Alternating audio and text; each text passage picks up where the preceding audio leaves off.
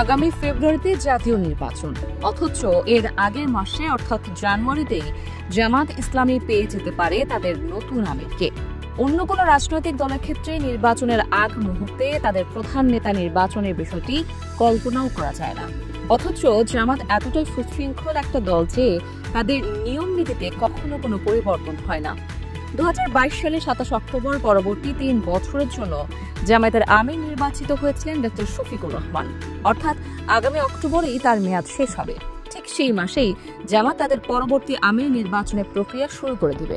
তাহলে কি হতে যাচ্ছেন জামায়াতের পরবর্তী আমির? দলটির সেক্রেটারি জেনারেল মিয়া গোলাম পরওয়ার নাকি নায়েবে আমির ডক্টর মোহাম্মদ তাহের? এই প্রশ্নই এখন ঘুরে ফিরে বেড়াচ্ছে রাজনৈতিক অঙ্গনে। জানা গিয়েছে ডিসেম্বরের ভেতর পুরো নির্বাচন প্রক্রিয়া শেষ করতে চান কেন্দ্রীয় নেতারা।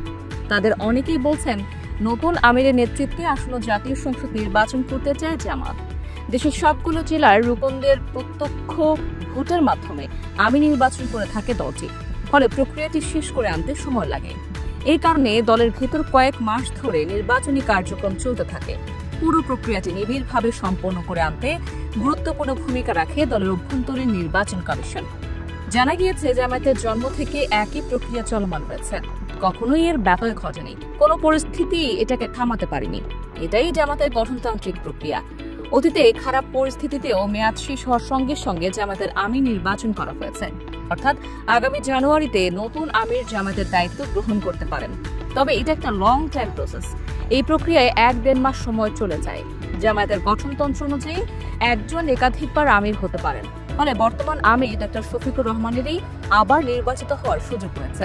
কিন্তু আগে থেকে কোনোভাবেই বলা সম্ভব নয় কে আমির নির্বাচিত হবে।